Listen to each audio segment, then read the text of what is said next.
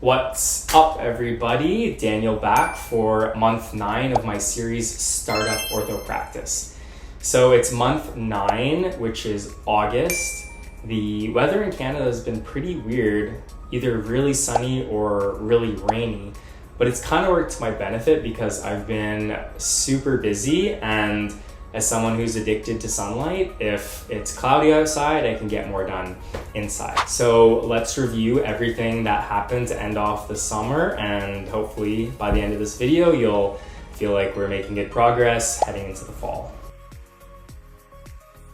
Week 1 of month 9, my mom and I went to a floor store, which is about as thrilling as it sounds. We were just looking at different color options since we knew the cabinets, the chairs, my office theme. We were trying to find a floor color that worked well to complement the already decided upon colors. And we were trying to decide again between dark floor, light floor, more of a wood versus a stone floor. And we actually found some pretty cool samples there. So productive trip to the floor store. I had received some more logo options from the person I found through social media, and I was really happy. We were narrowing down the final design, and at this point he wanted me to pick the color. I knew it was going to be blue, but I didn't know which blue it was going to be, so I showed them to my family, and at the same time we all kind of, on the count of 3, which one's your favorite, and we all said the same one. So this is the final logo and the final color, and unless I wake up and one day hate this as well, this is probably the logo that we're gonna go with. I said a couple times now, the back of the office, the clinical part, is set, it looks good, but the reception is just a blank space. We didn't really know what we were doing with it yet, so now that we kind of got confirmation that the wall was gonna be fixed, we knew the dimensions of the office. This is something that became a priority to get sorted out. So this week I played around on Keynote and I made 100,000 different floor plans for the front that I was going to bring with me to a meeting with my interior designer. So that meeting is coming up soon. I also started to create my office website. I know this is something that people might outsource, but I have some experience making websites in the past. I'm pretty comfortable using Squarespace, so I finally bit the bullet and started to pay for that, the domain and the Squarespace subscription. And I got going with a really rough copy of my website using other offices that I respect, their websites as a little bit of a template for my office website. I spent a lot of this second week continuing to work on my website. I found these really cool websites that show off other websites that have interesting design features or neat color combinations, things like that. I'll put them up right here. So if you ever need inspiration for a website, this is a really great place to start, I think. There's a lot of the ortho websites out there, they do the job, but I find them to be a little bit boring, and I wanted something that was clean and nice and modern and just a little bit different. So we'll see if my final website actually meets those qualifications, but good place to start right here. Some other things that happened this week, I received the final really high quality copy of my logos, which was great timing because I needed to use it on my website. I also dealt with some other boring stuff like getting tenant insurance, just making sure I have all the right qualifications to practice orthodontics in Ontario. To call myself a specialist, I needed to get something from New York sent to Toronto. So lots of boring stuff this week. I also had to apply for a certain x-ray permit and register the name of my practice. So like I've said before, these things take time. I was saying them quickly, but it's a lot of tedious emails and calling people and checking on the status of things. So try to get to these things earlier than later. I also got to pick up the keys to my office this week, which was kind of good timing because we were playing around with the floor plan for the reception area, but when you see it on paper, it's a little tough to sense how big the space actually feels. So being able to walk into my office and then trying to picture where's the reception gonna go, where's the seating, desks, refreshment station.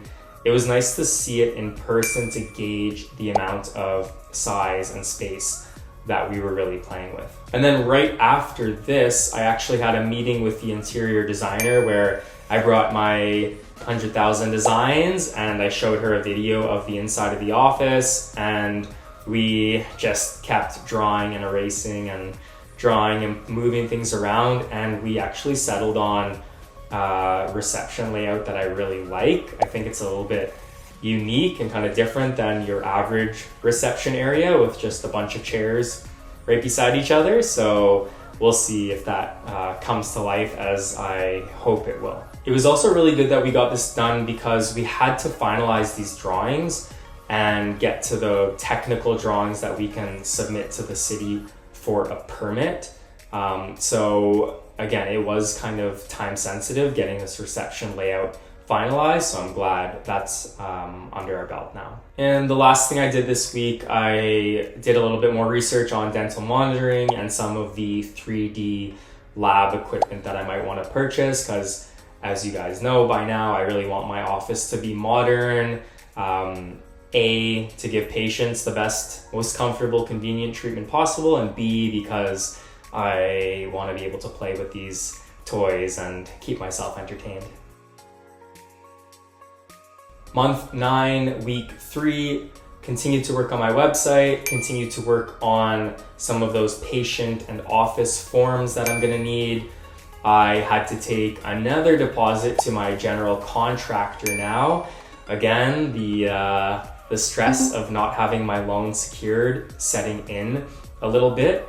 So I'll just pause there and say something I wish I did earlier. I wish I was a little bit more upfront, asking and requesting timelines from the bank, like how long is it gonna take from the point I give you these documents to get things done. Just trying to keep people on track and accountable. I know everyone's got a lot going on, everyone's busy, but just looking at it from my selfish point of view, like you need money to start paying people. Fortunately, I was able to make it work, but if in your situation things are a little bit tighter for whatever reason, not having the loan signed and approved and access to that money, it might end up being a rate limiting step for your startup practice. So again, just keep that in mind, keep on top of people. And I don't think you have to feel bad if you're being a little bit pushy, because at the end of the day, you can't move forward unless you can pay for things and make these deposits. I also ordered some business cards this week. Again, great to have my logo done for that.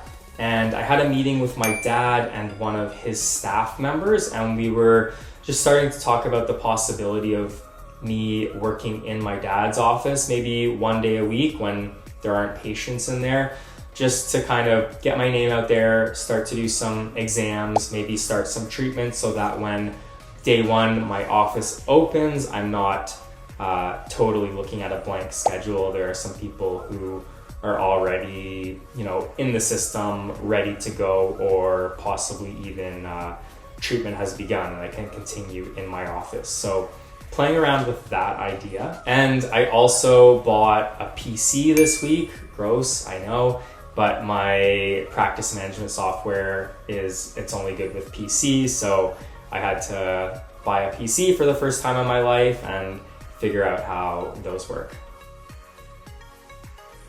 Month 9, week 4, using that brand new PC, which I love.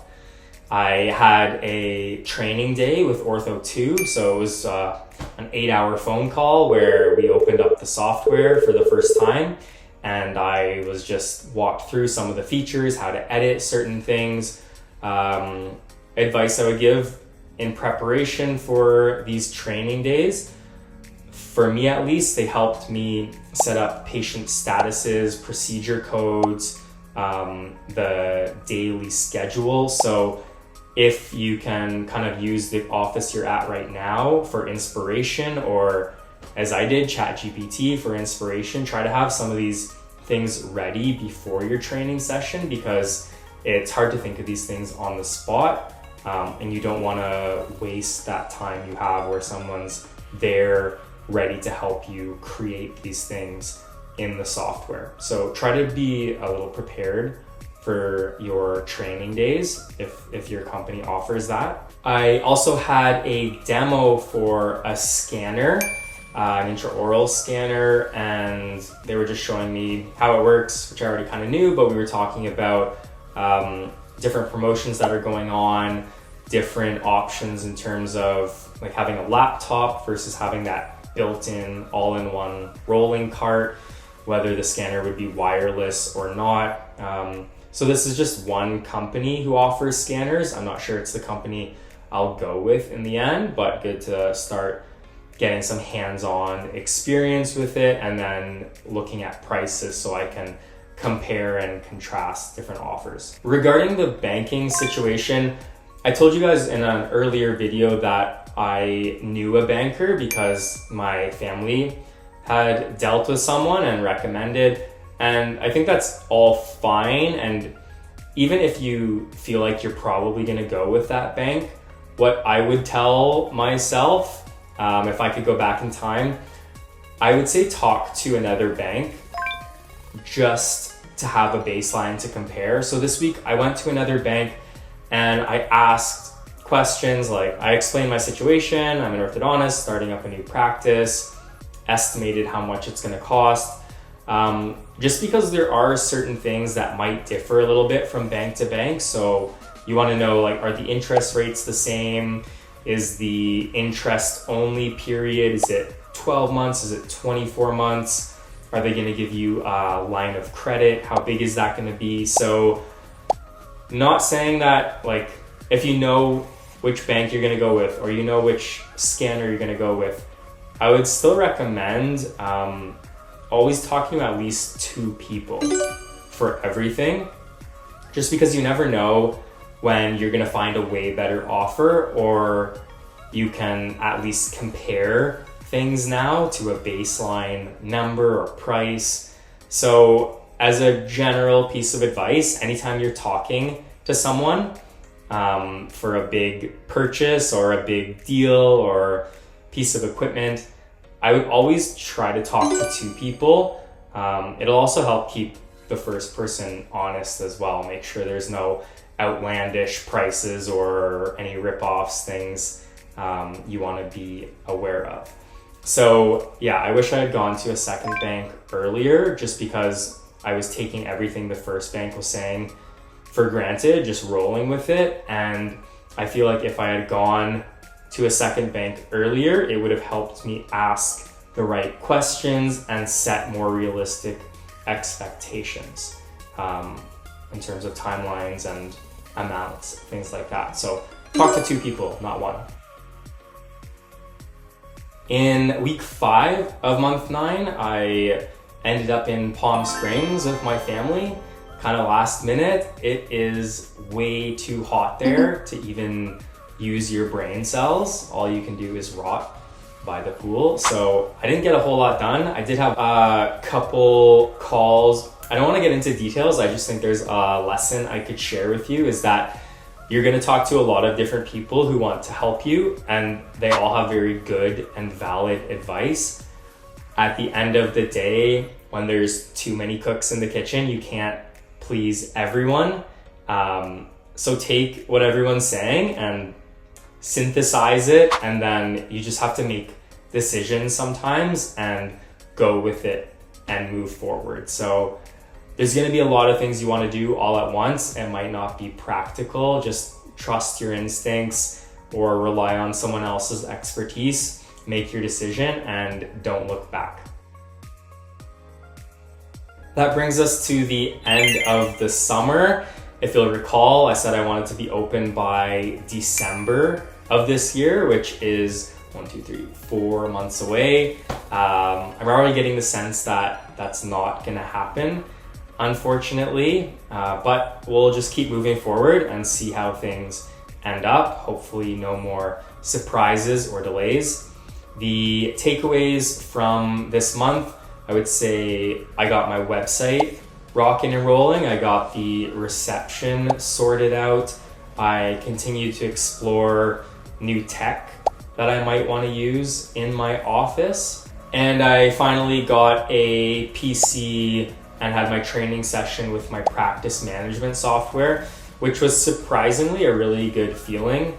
I think because without your management software, it was hard for me to even imagine like, what's my day-to-day gonna look like? How do I get a patient into the system? So that was a good feeling, getting that meeting set up and accomplished. Month number 9 in the books, feeling pretty good to end off the summer. If you're enjoying this series, please like and subscribe. Thank you for watching, and I will see you back for month number 10.